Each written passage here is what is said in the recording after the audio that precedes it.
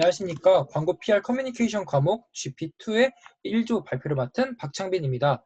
저희 발표는 다음과 같은 목차에 따라 진행할 것입니다.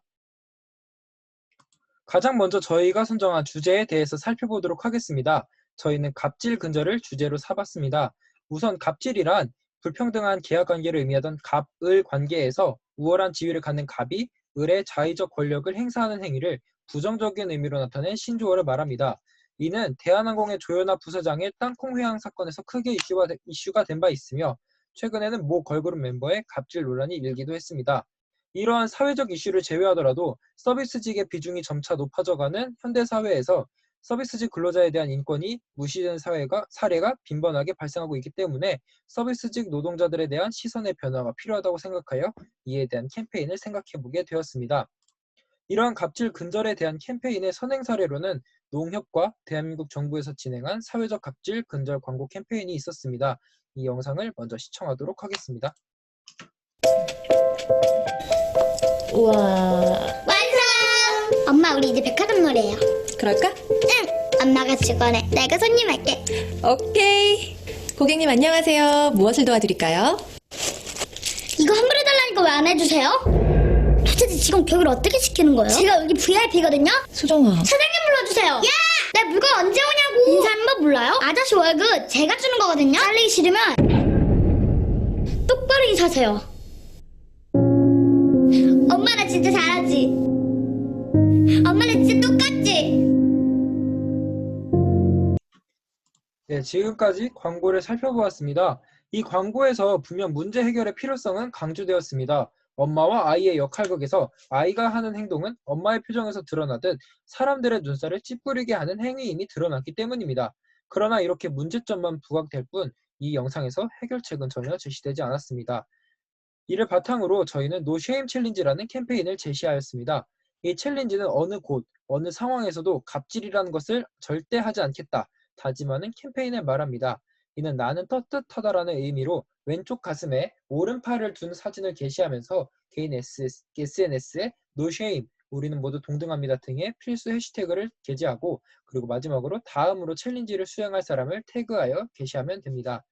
그리고 이 챌린지를 비롯한 갑질 근절 캠페인의 홍보 모델로 친근하면서도 선한 이미지를 가진 김선호, 한지민 등의 연예인을 홍보 모델로 기용하고 서비스직에 종사하는 일반인을 모델로 본인이 근무하는 곳에 유니폼을 착용하고 챌린지에 참여하도록 하여 같은 서비스직에 종사하는 사람이 주도적으로 확산시킬 수 있는 캠페인을 제안하였습니다. 이에 대한 세부적인 전략을 살펴보면 먼저 메시지의 타겟은 밸류 모델 가운데 아이디를 대상으로 한 캠페인입니다. 그리고 이에 대한 스피로버 효과로 사회 전반적으로 퍼져나가는 것을 목표로 하고 있습니다.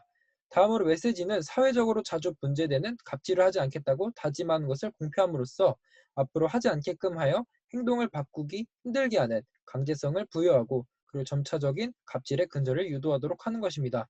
마지막으로 채널로는 1호 챌린저를 시작으로 지속적인 릴레이 SNS 챌린지와 더불어 이 챌린지에 대하여 노동 관련 정부 기관과 관련 사회단체의 유튜브, SNS 계정에 홍보 영상을 게재하는 것을 전략으로 생각하였습니다. 이러한 캠페인의 기대 효과는 과연 무엇이 있을까요? 우선 서비스 업종의 이용자와 근로자를 동등한 사람으로 생각하는 이식의 확산을 기대 효과로 생각하였습니다. 또한 SNS에 글을 게시하며 다수의 사람 앞에 선언적인 역할을 함으로써 퍼블리시티를 확보하여 갑질 근절의 가능성을 증가시키는 것을 기대하고 있습니다. 마지막으로 기존 캠페인에서는 부족했던 해결책으로 동등하다는 것을 지속적으로 강조하여 역지사지라는 인식을 심어 해결책을 부분적으로 보완하고자 했습니다. 또한 뿐만 아니라 연예인을 광고 모델로 선정함으로써 아이덴티파이하고 싶어하는 프로스펙터의 유인 효과로 더 빠른 사회로의 확산을 불러올 수 있는 것을 기대하였고 또한 서비스직 근로자들을 모델로 사용하면서 기존의 캠페인들은 소비자들의 인식을 개선시키기 위한 캠페인이 위주였으나 근로자가 주도권을 가지면서 실질적으로 근로자들이 바라는 것을 말하기 수월해졌다는 기대 효과를 얻고자 하였습니다.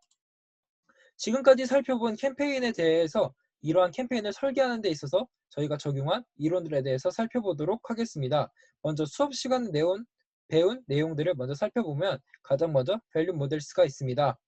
이번 캠페인의 주제인 갑질은 사회적으로 매우 부도덕적인 행동이므로 시빅 마인드를 중요시하는 파이오니어들에게 유의미한 자극을 줄 수 있는 주제이기 때문에 매력적인 캠페인이 될 수 있습니다. 또한 프로스펙터의 입장에서 살펴보면 What is in it for me?를 느끼는 데 있어 캠페인 자체로만은 느끼기 쉽지 않을 수 있습니다. 그러나 앞서 살펴본 좋은 이미지의 연예인을 홍보 모델로 기용하여 프로스펙터들의 참여를 유도하고 또한 프로스펙터들은 그 연예인들과 동일한 이미지를 얻는 이득을 얻게 할 수 있습니다. 다음으로는 에뮬레이팅과 노밍입니다. 에뮬레이팅은 모방으로 매시지 타겟인 파이오니어들이 점차적으로 캠페인을 확장시키면서 파이오니어가 되고 싶어하는 프로스펙터들이 점차 모방하게 되는 것을 말하고, 노밍은 규범화로 하나의 행위가 사회적으로 확산되면서 규범화되면 세터들 역시 같은 행동을 따라하게 되는 것을 말합니다. 이 캠페인에서는 갑질 근절 행위가 모방되고 규범화되면서 사회 전체적으로 퍼지는 것을 원하고자 효과를 얻고자 하였습니다. 다음으로는 Diffusion of Innovation에 대해서 살펴보도록 하겠습니다. 이를 위해서는 5가지 요소를 고려해야 하는데, 우선 먼저 상대적인 이점에는 개인의 이미지가 개선될 수 있다는 점이 있습니다. 또한 컴패러빌리티에서는 사회적으로 인간의 존엄성은 지켜져야 하기에 갑질은 근절되어야 하는 것이 맞고, 또한 사회와 호환된다고 말할 수 있습니다. 세 번째 컴플렉시티에서는 연습이 크게 필요 없는 간단한 포즈와 사진 업로드를 통한 참여로 난이도는 매우 쉽습니다. 네 번째로 시도 가능성은 충분히 시도해 볼만하며, observability는 SNS에 게시하면 다른 사람도 쉽게 찾아볼 수 있기 때문에 이 역시 충족한다고 말할 수 있습니다. 다음으로 외부에서 참고한 자료들을 살펴보도록 하겠습니다.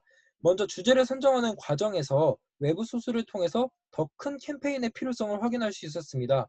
지금 화면에서 보시는 그림은 한국일보에서 발췌한 자료로, 이에 따르면 한국 사회에서 갑질의 심각성에 대해서 살펴본 결과 심각하다고 답변한 인원은 약 96%에 달했으며, 갑질을 당해본 경험은 약 52%의 사람들이 가끔 또는 매우 자주 갑질을 당해본 경험이 있다고 대답하였습니다.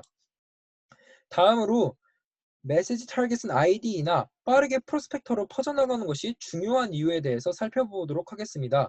분명 저희의 메시지 타겟은 ID였으나 연예인을 섭외하면서까지 프로스펙터에게 빠르게 퍼져나가는 것을 목표로 삼았습니다.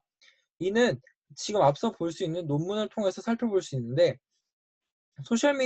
소셜미디어의 데이터를 크롤링해 진행한 빅데이터의 분석을 한 결과 사람들이 갑질을 개인적인 성격 특질에 의하여 개인이 저지르는 행위라고 인식하기보다는 경제, 사회계층의 차이와 같은 사회 문화적 특성에 의하여 발생하는 것으로 본다는 것을 알 수 있었습니다. 이루어 보았을 때 개인의 변화보다 사회의 변화를 빠르게 이끌어야 한다는 점에서 갑질 근절과 관련한 캠페인이 메시지 타겟이 파이오니어로부터 빠르게 사회로 확장시켜야 되는 근거가 될 수 있다고 생각하였습니다. 다음 논문에서는 SNS는 동질적인 구성원들의 상호작용을 통해 구축되는 준거 집단으로, 동질성에서 비롯된 타인에 대한 지각은 개인의 행동에 규범적인 압력을 줄 수 있다는 점을 알 수 있었습니다. 이는 앞서 살펴보았던 에뮬레이팅과 노밍의 과정에서 도움이 될 수 있는 것은 SNS라는 채널이라는 것을 확인하면서 저희는 채널을 SNS로 선정하였습니다. 마지막으로 이렇게 결정된 채널에 대하여 어떠한 메시지를 담아야 되는지에 대한 논문을 찾아보았습니다. SNS는 사회적 거리감을 기존의 매체와 비교하였을 때 사회적 거리감을 가깝게 느끼게 할 수 있는 매체로서 바람직성을 강조하는 것보다 실행 가능성을 강조한 메시지가 더 효과적이라는 것을 알 수 있었습니다. 이를 통해 릴레이 주자를 지정하기 전 당신도 동등할 수 있습니다 라고 하는 메시지를 보내는 것을 선택하였습니다. 지금까지 캠페인의 근거에 대해서 살펴보았습니다.